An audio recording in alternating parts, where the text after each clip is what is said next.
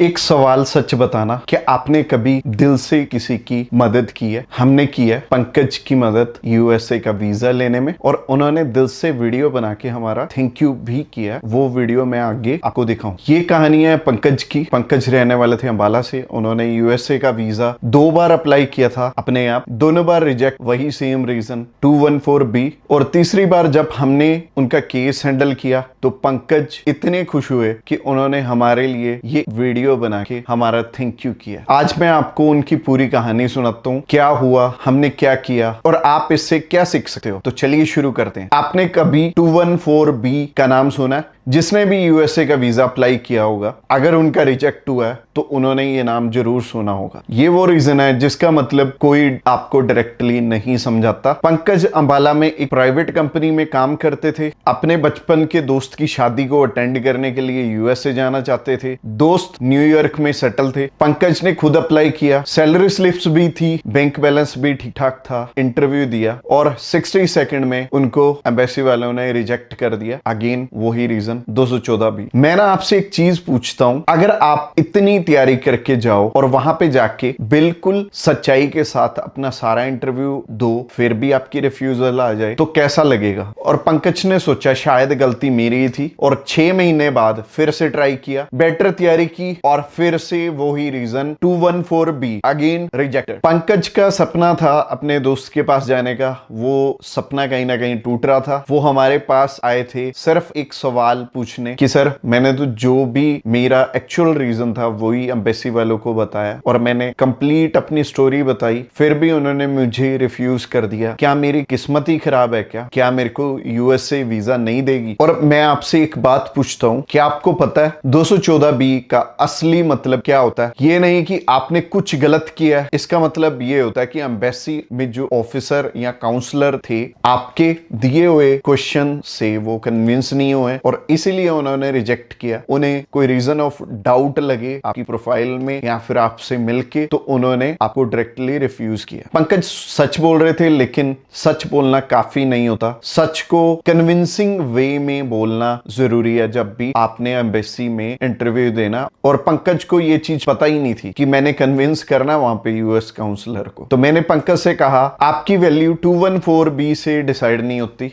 आपकी कोई गलती नहीं है, बस आपकी एप्लीकेशन में कुछ एक गलतियां हैं जिसकी वजह से कि आपकी रिफ्यूजल आई है। अगर आप चाहते हो तो हम आपका केस अप्लाई कर सकते हैं और जो गलतियां आपने खुद की हैं उन्हें हम कवर अप करेंगे और कोशिश करेंगे कि अब की बार आपका वीजा आ जाए। और यूएस में प्रॉब्लम वीजा अप्लाई करने की नहीं है, काउंसलेट की डेट्स की भी बड़ी प्रॉब्लम है। तो इन्हें अर्ली डेट भी चाहिए थी और इन्होंने पहले भी बहुत मुश्किल से 2 बार डेट्स ली थी। जो फर्स्ट डेट थी वो तो 1 साल पहले इन्होंने बुक की थी और 1 साल बाद जाके इंटरव्यू दिया। और पंकज ने यही कहा कि सर 2 बार रिफ्यूज हो गया, अब आप पे भरोसा करता हूँ, आपका यूट्यूब चैनल फॉलो करता हूँ और ये मेरी आखिरी कोशिश है। और जब कोई अपनी आखिरी भरोसा हमारे ऊपर दिखाता है तो उससे बड़ी जिम्मेवारी से करने वाला काम कोई और नहीं होता। ये सिर्फ एक केस नहीं था, ये पंकज का सपना था। तो हमने उनकी प्रोफाइल में बहुत सारी चीजें इंप्रूव की और आगे मैं आपको उनकी प्रोफाइल और उनकी एप्लीकेशन इजी लैंग्वेज में समझाता हूं। पहले हमने उनके दोनों पुराने इंटरव्यू समझे, गलती कहां थी, और दोनों में मिस्टेक बहुत ज्यादा की हुई थी, एप्लीकेशन में भी और जो इंटरव्यू में क्वेश्चन पूछे उनके राइट आंसर भी नहीं दिए थे। और पहली चीज जो थी कि पंकज के जवाब बहुत ही छोटे थे दोनों बार में। ऑफिसर ने पूछा वाई यूएसए, पंकज ने कहा दोस्त के पास जाना। ये सच है, लेकिन ऑफिसर के मन में डाउट भी आ सकता है। हमारा आंसर ऐसा होना चाहिए, ना तो ज्यादा लंबा होना चाहिए ना ज्यादा छोटा होना चाहिए। और जो दूसरी गलती हमें लगी, पंकज ने कभी ये नहीं बताया कि वो इंडिया से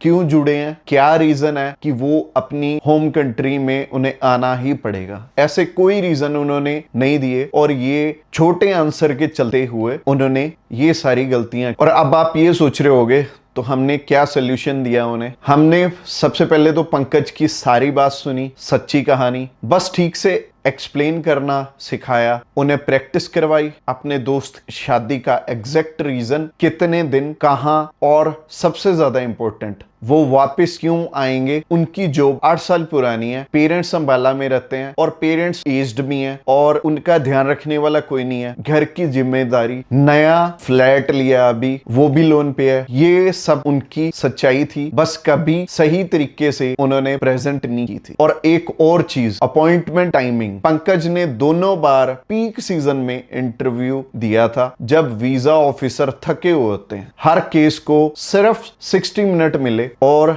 जो फर्स्ट इंटरव्यू था उसमें 60 मिनट के करीब उन्हें टाइम मिला, दूसरी बार तो उन्हें 20 सेकंड के बाद ही वापस भेज दिया था। और हमने उनके लिए बेटर स्लॉट सिलेक्ट किया, सुबह की टाइमिंग रखी, क्योंकि उस टाइम पे ऑफिसर फ्रेश माइंड होते हैं तो प्रॉपर आपको टाइम देते हैं और आपकी बात भी सुनते हैं। सारा दिन एक वीजा ऑफिसर कम से कम 100 से 150 केस सुनता है, तो वो शाम को या फिर दोपहर में ही बहुत थक जाते हैं। तो अच्छा रहेगा जब भी आपने स्लॉट बुक करना है, सुबह का स्लॉट ही बुक करना। ये एक इंपॉर्टेंट हैक है वीजा लेने का। और सिर्फ इतना ही नहीं है जो मैं इस वीडियो में बता रहा हूं, असल में वीडियो में तो मैं जस्टिफाई कर ही नहीं पाऊंगा कि हमने उनकी किस लेवल पे जाके इंटरव्यू की प्रिपरेशन करवाई है या फिर उनके बहुत सारे क्वेश्चन थे, हर सवाल का उनका आंसर दिया है, हर डॉक्यूमेंट प्रिपरेशन में उनकी मदद की है। और इस बार पंकज हमारे साथ थे, अकेले नहीं थे, और इंटरव्यू के दिन उन्होंने पूरे कॉन्फिडेंट होके आंसर दिए। वीजा ऑफिसर ने उनका इंटरव्यू 5 मिनट लिया और पंकज ने ऑनेस्टली बताया, हाँ मैं 2 बार रिजेक्ट हूं, इस बार ज्यादा प्रिपेयर्ड हूं। अब स्पेसिफिक रीजन है दोस्त की शादी। ऑफिसर ने कुछ देर देखा, फिर कहा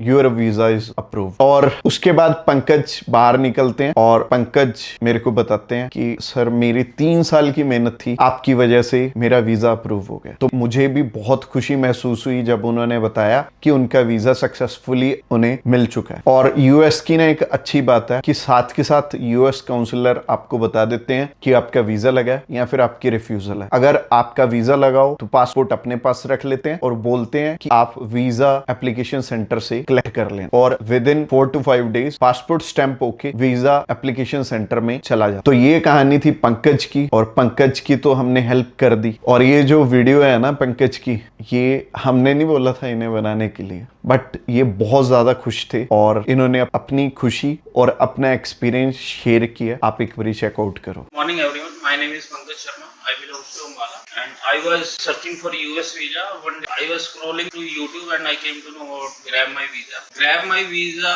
I contacted them and they are very wonderful team.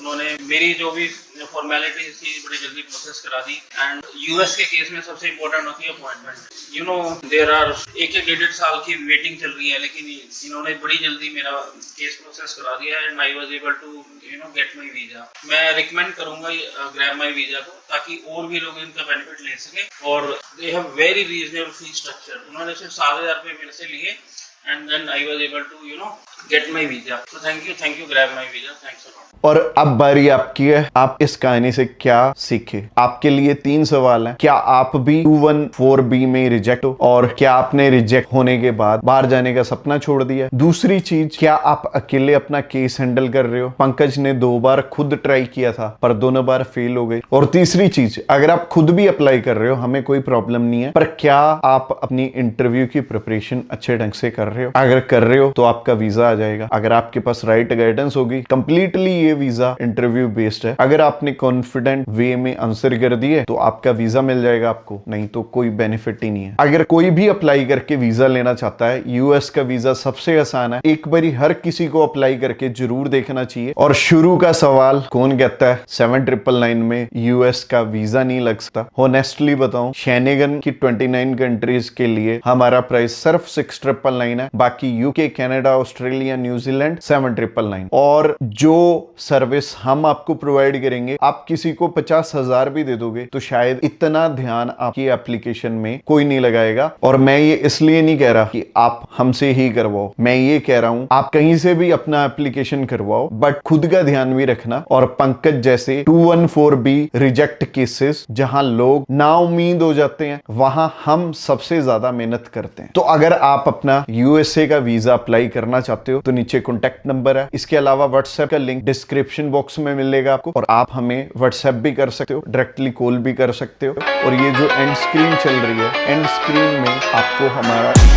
Webinar भी मिलेगा जो कि आपके लिए बहुत हेल्पफुल रहने वाला है जब भी आपने किसी भी कंट्री का वीजा अप्लाई करना। थैंक्स।